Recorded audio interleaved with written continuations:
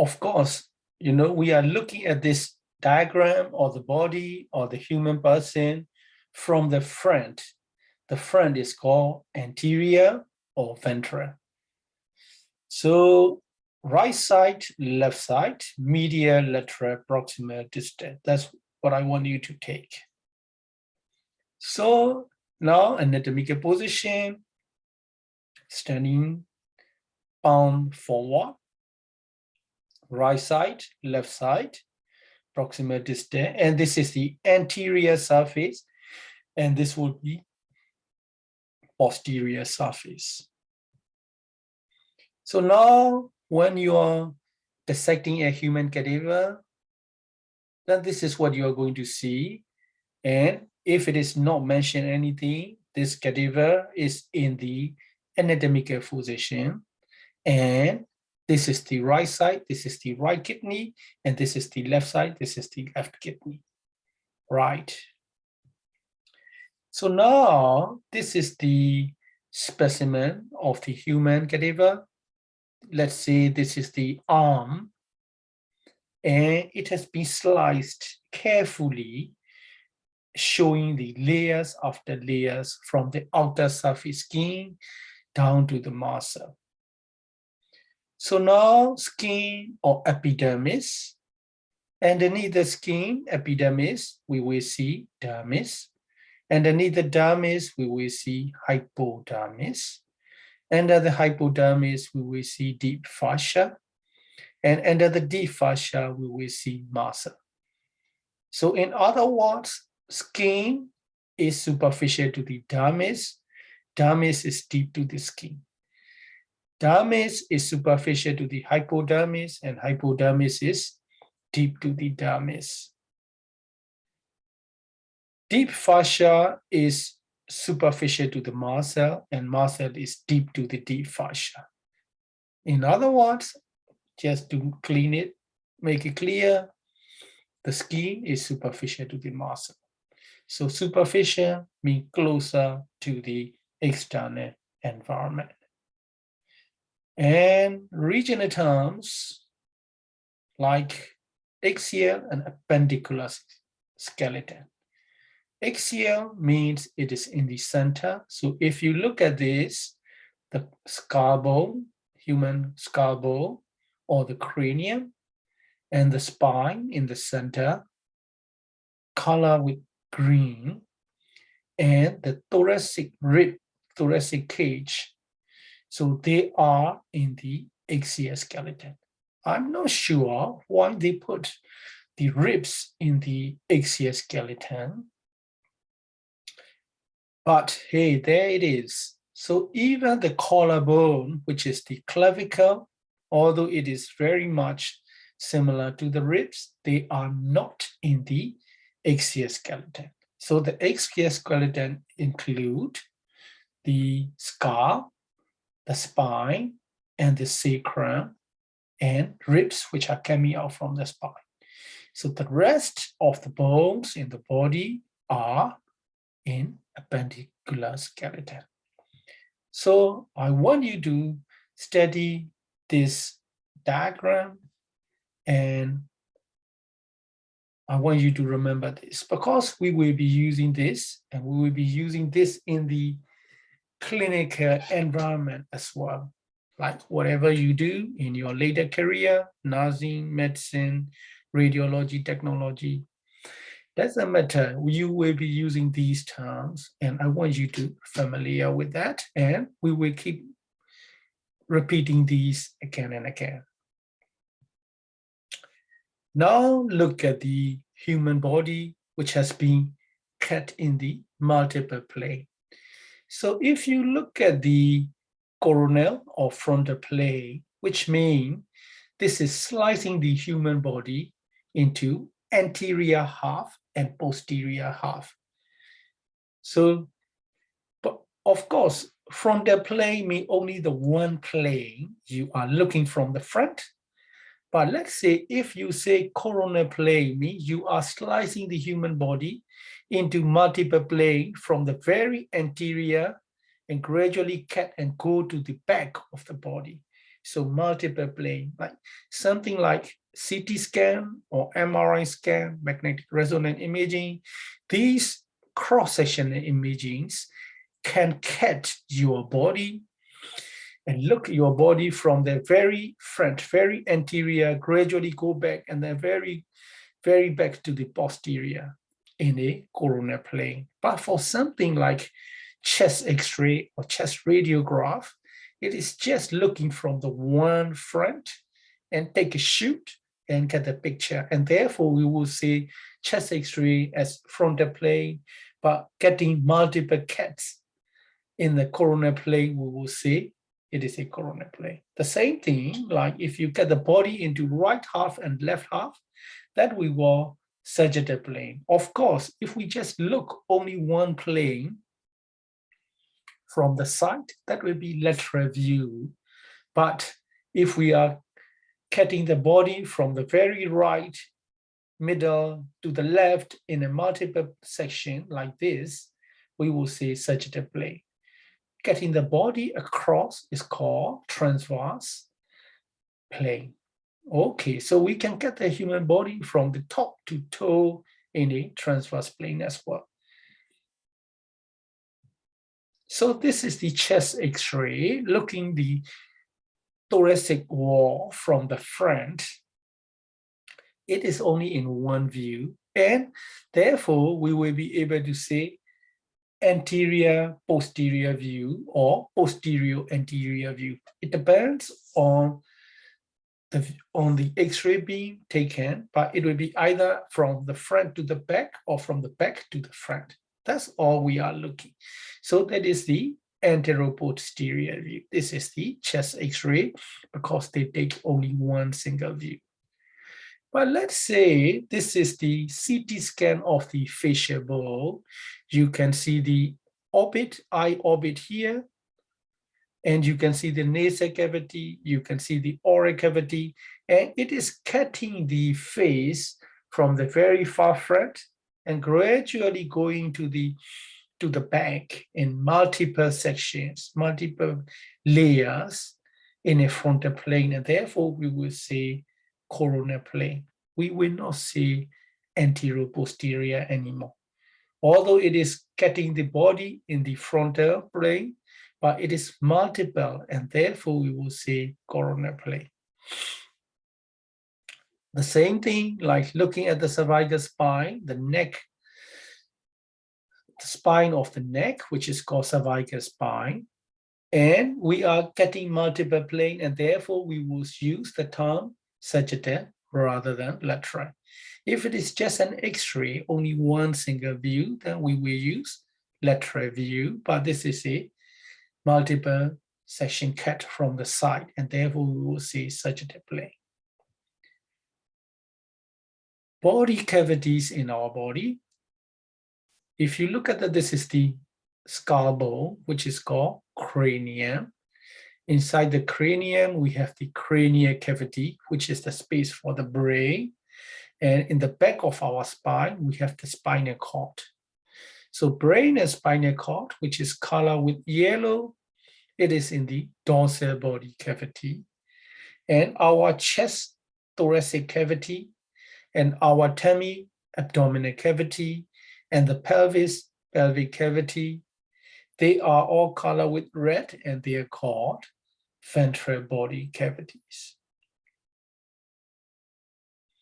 Dorsal body cavities, which will contain brain and spinal cord. Ventral body cavity, which will contain thorax and abdomen, of course, and the pelvis. And we can also say serous body cavity, which are pleural, pericardial, and peritoneal cavities. So if you are coming into clinical environment, let's say a nurse or a doctor or a ultrasound technician, then you need to know the human abdomen very well. The surface anatomies in human bodies are important. And usually we divide the abdomen, the belly, into 4 quadrants. Let's say this is the umbilicus. a line drawn in the center through the umbilicus, and another horizontal line drawn through the umbilicus. Now we got the 4 quadrants. That is what we call the 4 quadrants of the abdomen. Why is it important? Because it relates to the intra-abdominal organs. In the right upper quadrant, you will be expect to feel the liver, gallbladder. In the right lower quadrant, appendix, cecum. In the left lower quadrant, might be descending colon, and in the left upper quadrant might be stomach, and the spleen, it feels the cambic. So this knowledge is important. Let's say if you were a clinician, and if you see a patient who come to you with, hey, I got pain in my belly, and your question is to ask, where is the pain?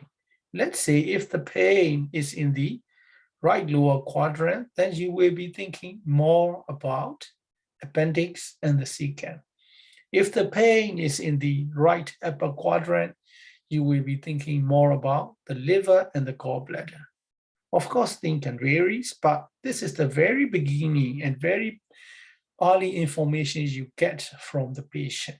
So the knowledge of the 4 quadrants of the abdomen is important. That's the anatomical knowledge which will give us some sort of clinical understanding. If you want to go a little bit more, you have to know the 9 regions of the abdomen. So for those who are planning for medical school, you need to have the 9 regions of the abdomen. What are they? We draw 2 lines here. I have written here mid-clavicular lines. So these are the vertical lines drawn passing through the midpoint of the clavicle. So one on the left, one on the right. And we draw 2 horizontal lines. The upper one is at the lower base of the costal cartilage of the ribs, and therefore we will say subcostal. Sub means below, costal means costal cartilage, subcostal plane connected to each other. And the second horizontal line is called intertubercular line. Inter means in between, tubercular means tubercle, intertubercular means in between the tubercle. So these tubercles are present on the ilium bone, which is part of the pelvic bone, which we will study. The tubercle means little bony bump.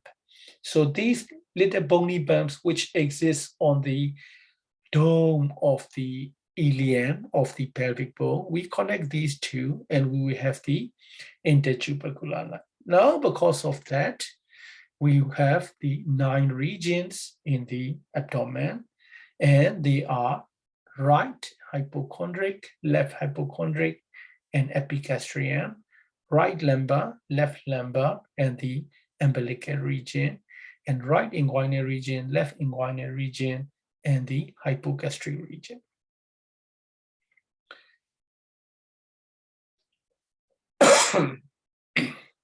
So now you are starting your ER rotation, and this is the injury you see in one of the trauma patients came in through the door, and you can see a penetrating wound which is going through the chest.